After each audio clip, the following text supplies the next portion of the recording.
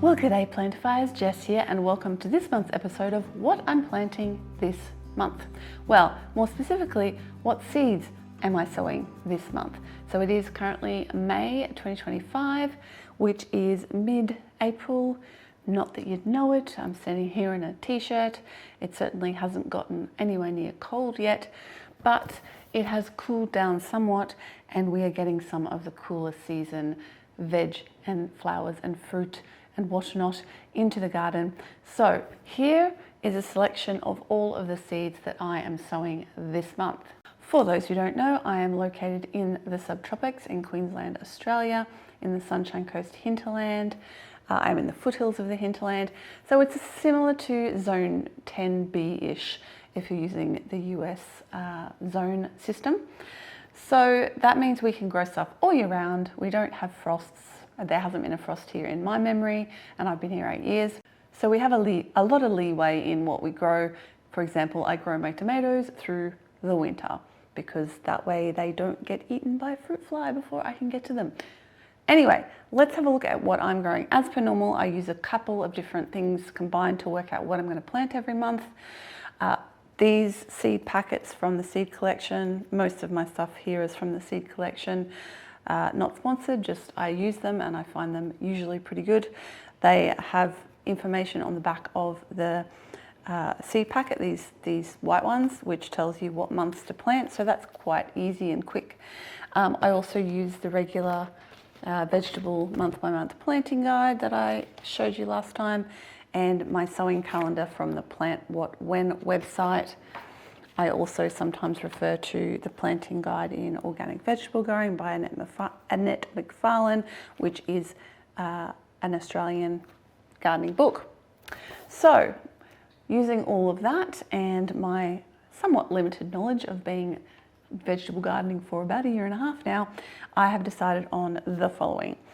So let's start with the flowers, because I have quite a few flowers to go in this month.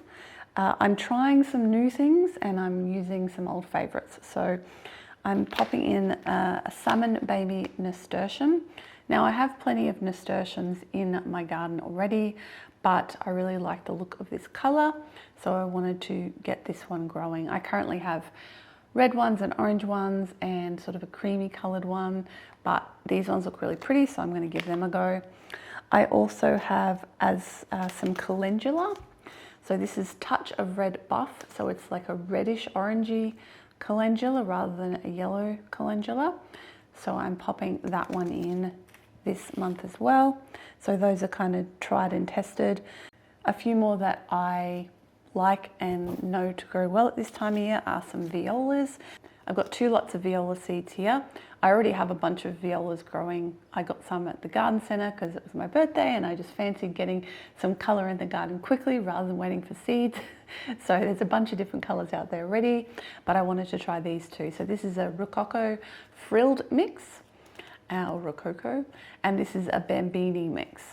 So they are both small. This one especially is a small one. So we'll see how they come out. They're a bunch of different colours, so it's a bit of a lucky dip with those. Now to the things that, we'll see how we go. I've got a couple of different poppies. Now I did try growing poppies last year and they kind of grew, but they didn't flower. So I don't know whether I timed it wrong or they didn't have enough nutrients or what the issue was. The weather, the temperature was just wrong. But I thought I'd give it another crack. So I've got Pandora and I've got Amazing Grey, which is like a grey purpley colour. I can't remember what colour here we go. The Pandora they range from burgundy to pink red with silvery stripes. So we'll see how those go. That's an experiment. 2 more experiments I have here. Billy buttons. These are an Australian native. I've tried growing these numerous times. They've never germinated for me. So I decided to get a new set of seeds to see if the seeds were the problem or whether it's just me that's the problem. So I'm going to try a new seed packet of Billy buttons because I really want to get some of these growing. They're a perennial. Actually, these last 2 are both perennials. The others are annuals. So I want to get this one growing because they're just a nice native plant that I would like to grow. They have like big long stems with like a yellow puffball almost at the top of them.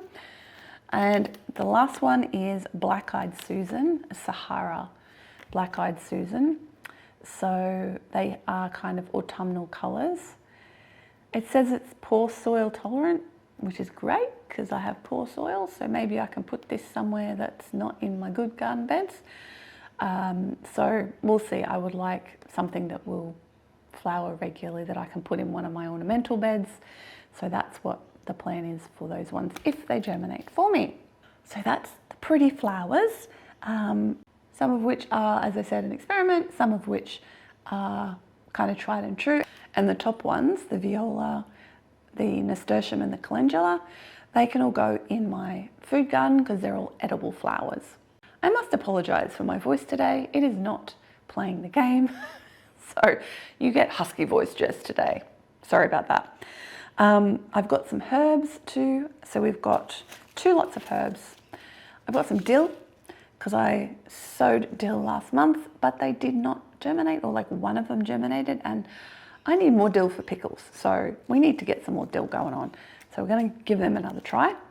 And also I have some rocket, because who doesn't want rocket growing throughout salad season?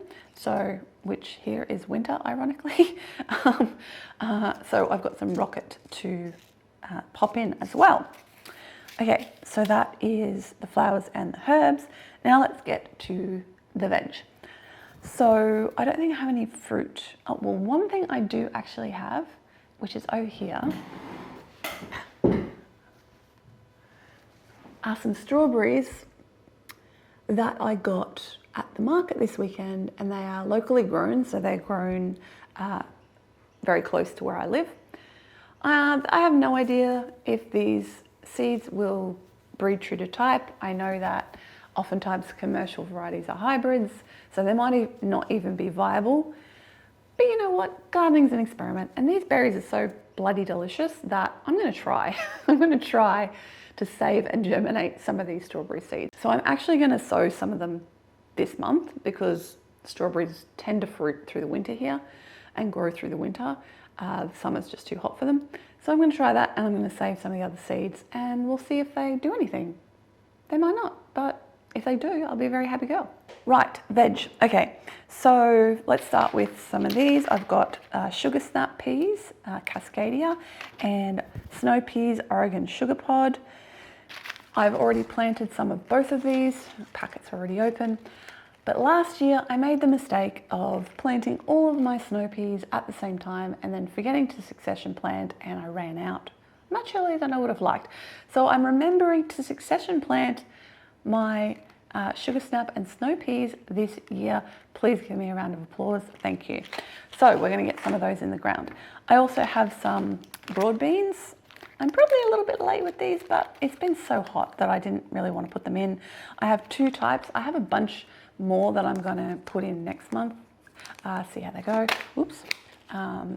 It does say subtropical March, April, May, June on the packet. So we're going to try some this month, and we're going to try some next month and see which go okay. And like I said, I have like a bunch of other varieties. So this is Cole's Dwarf, are these ones, and this one is Aqua Dulce Long Pod. So we're going to try both of those broad bean varieties. I've not had much luck with broad beans. Last year I put some in and I got a couple of pods off them. I didn't put them in the best spot, so maybe if I put them in a better spot this year, I will get some more beans. We shall see. All right, so I've got a few different beetroots. I did actually plant out some beetroots earlier this year, but they didn't germinate. I don't know why. I don't know what happened, but I'm going to plant out some more. So I actually have 3 different types of beetroot. Again, I have more than this because I have a bit of a problem because I want to try different varieties and see which ones I like and which ones work best.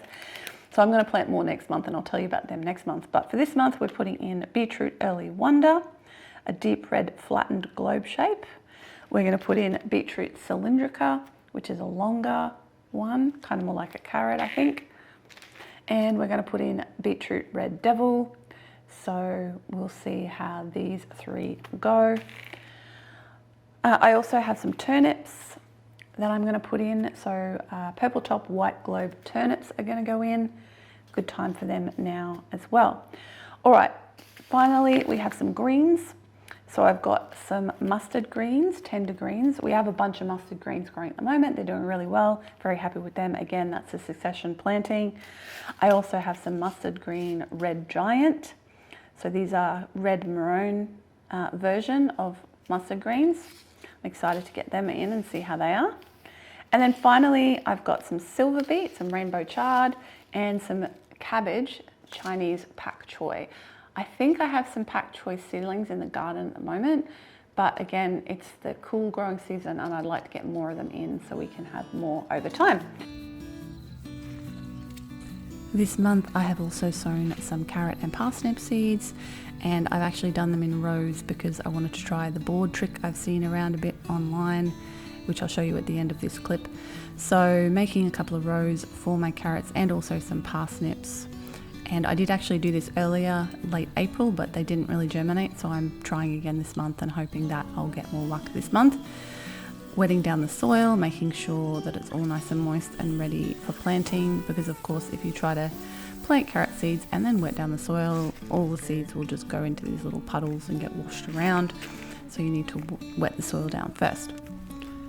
So I've got two different types of carrots, a Luna white carrot, which is a white carrot, and Chanterelle Royal, which I think is a reddish carrot, and the Melbourne white skin parsnip. Because if I'm going to grow carrots, I want to grow some different colours rather than just the traditional orange variety. And I sow them as thinly as I can because I really don't like thinning and wasting seed, because I only buy my seed in small quantities, so we'll see how this comes out in the end. This time around I also made little holes for the parsnip seeds rather than covering them up, so that's the hope that they might germinate a bit better. I guess time will tell. And then of course popping the carrot seeds into the soil so they get moisture, and then finally covering up with the boards. And the purpose behind doing this is apparently so that the carrot seeds don't get washed away if it rains, and then you just check them like once a week and then close to germination time more regularly, and then take the boards off once the seeds have germinated. So that is the seed selection for May 2025. I will get them in. Oh, I got some new stuff. Let me show you. Hang on, I gotta go get it.